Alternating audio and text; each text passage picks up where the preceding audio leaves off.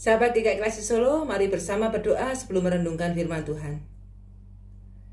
Tuhan, pada saat ini kami memohon Tuhan menguasai hati dan pikiran kami, agar kami dapat mengerti firman Tuhan dan menjadikannya kekuatan untuk menjalani kehidupan kami selanjutnya. Amin. Apakah ada di antara Anda yang pada saat ini sedang mengalami kekecewaan? Ya, setiap orang pasti pernah mengalami kekecewaan. Dan kekecewaan itu biasanya terjadi saat pemikiran atau harapan kita tidak sesuai dengan kenyataan.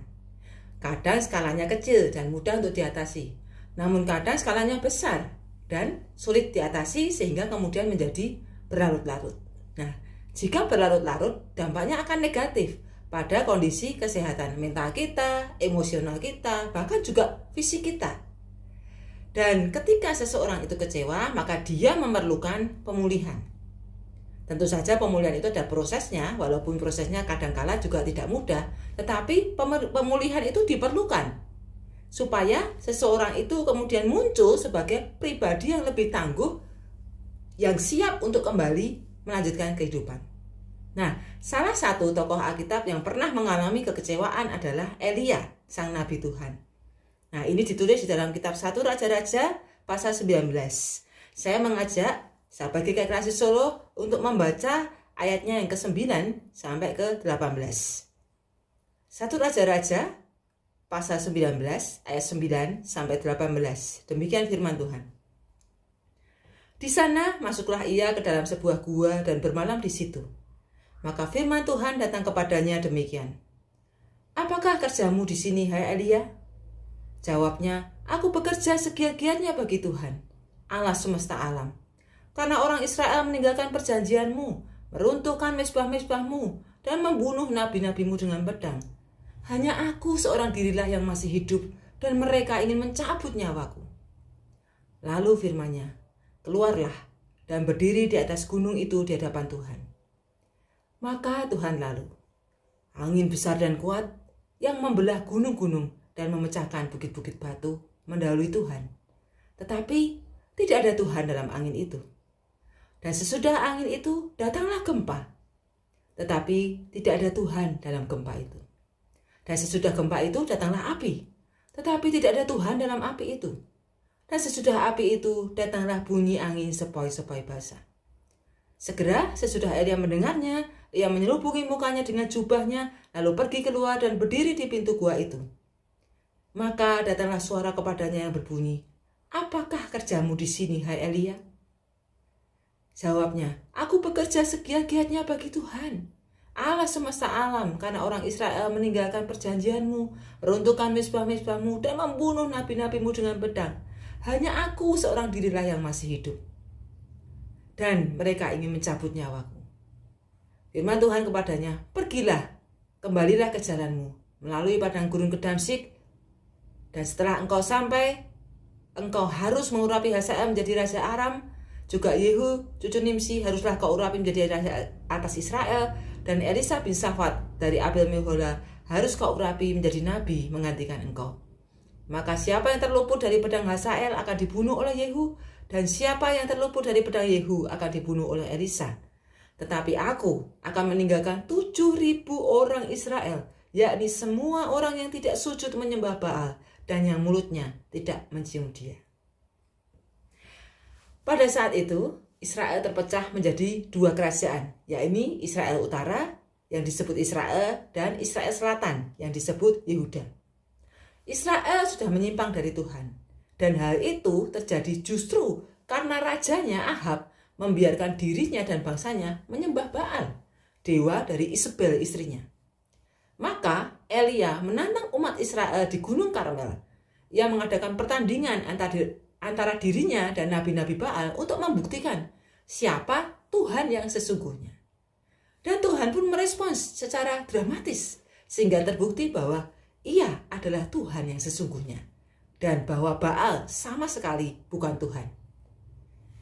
Apa yang diharapkan Elia setelah peristiwa itu? Tentu saja pertobatan Ahab dan seluruh Israel. Namun yang terjadi malah di luar dugaan. Ia memang menerima berita dari istana melalui utusan Ratu Isabel. Namun, berita itu bukanlah tentang pengakuan bahwa mereka bersalah dan bersedia bertobat kepada Tuhan, melainkan ancaman pembunuhan terhadap Elia. Dapat dibayangkan betapa kecewanya Elia. Nampaknya semua berjalan dengan baik, namun yang terjadi justru tidak sesuai dengan ekspektasinya. Elia kemudian menjadi takut dan lari ke padang gurun untuk menyelamatkan nyawanya. Lalu Elia mengatakan pada Tuhan supaya Tuhan mengambil nyawanya. Nah, apakah Elia benar-benar takut mati? Mestinya jika mengingat peristiwa di Gunung Karmel, Elia bukanlah orang yang takut mati. Seorang diri dia menantang umat Israel dan 450 Nabi Baal, sama sekali dia tidak takut dan yakin bahwa Tuhan akan berpihak kepadanya. Dan dengan keyakinannya semacam itu, mestinya dia juga yakin bahwa ancaman Isabel tidak berarti apapun di hadapan Allah.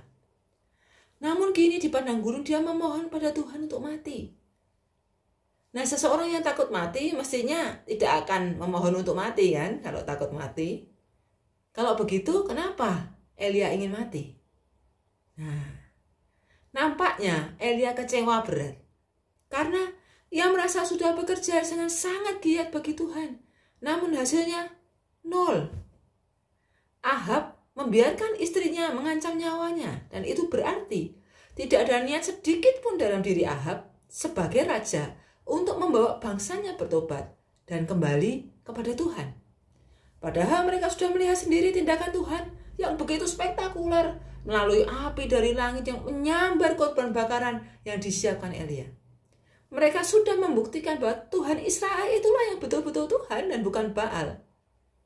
Maka Elia sangat kecewa. Ia merasa semua yang sudah dilakukannya sia-sia. Ia frustasi, patah semangat, dan merasa gagal.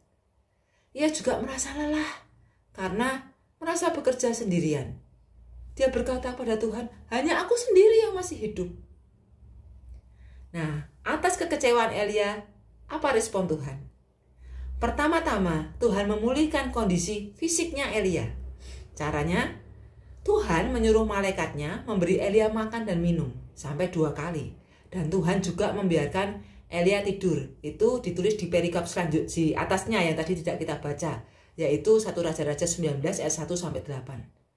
Nah, pemulihan fisik ini diperlukan Elia supaya dia mempunyai kekuatan untuk perjalanan selanjutnya. Sebab Elia masih harus berjalan 40 hari, 40 malam menuju ke Gunung Horeb. Gunung Horeb itu sama dengan Gunung Sinai. Nah, hal yang menarik dari pemulihan fisik yang dilakukan oleh Tuhan kepada Elia ini, ternyata kemudian bukan hanya kondisi fisiknya yang membaik, tetapi juga kondisi mental dan kondisi emosionalnya. Dari mana kita tahu?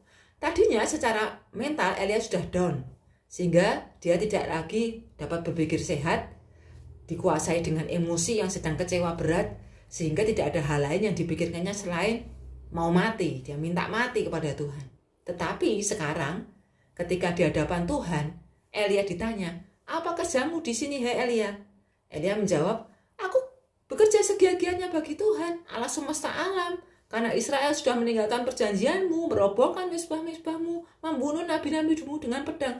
Hanya aku sendiri yang masih hidup dan mereka ingin mencabut nyawaku. Nah, mari kita perhatikan di sini. Ketika Elia mengatakan, giat bekerja, Israel meninggalkan perjanjianmu, merobohkan mezbah, membunuh nabi, itu semua memang fakta, kebenarannya memang seperti itu. Elia mengatakan fakta dan tidak mengarang.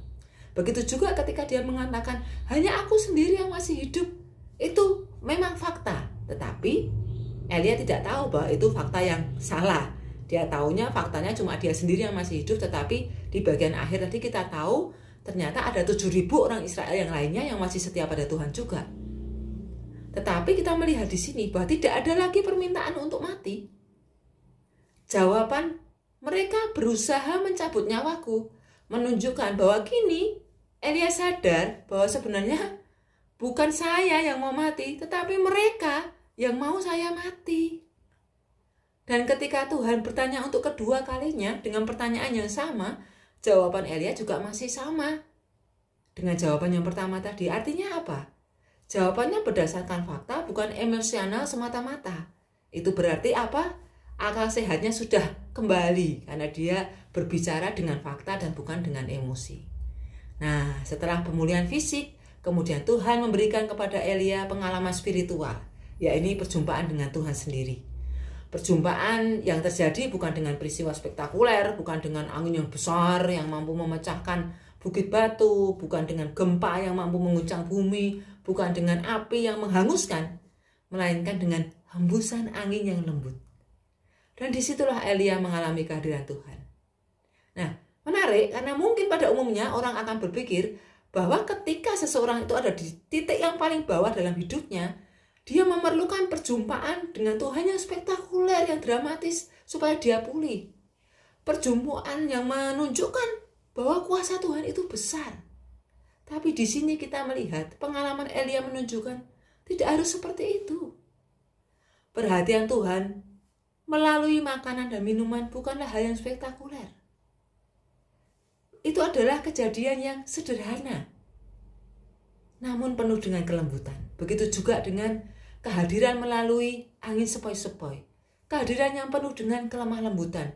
Dan kelemah lembutan itu sudah cukup untuk memulihkan kelelahan fisik, mental, dan emosional dari Elia.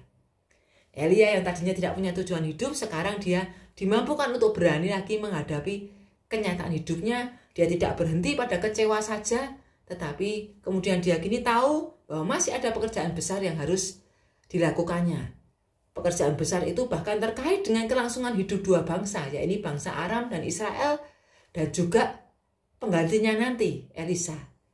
Pemulihan ini sudah memberikan Elia kekuatan untuk menyadari bahwa dia tidak sendirian untuk melakukan pekerjaan besar.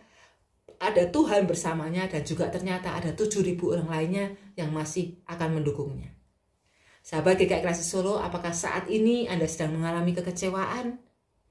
Maka kita belajar hari ini, jangan berhenti pada kecewa saja.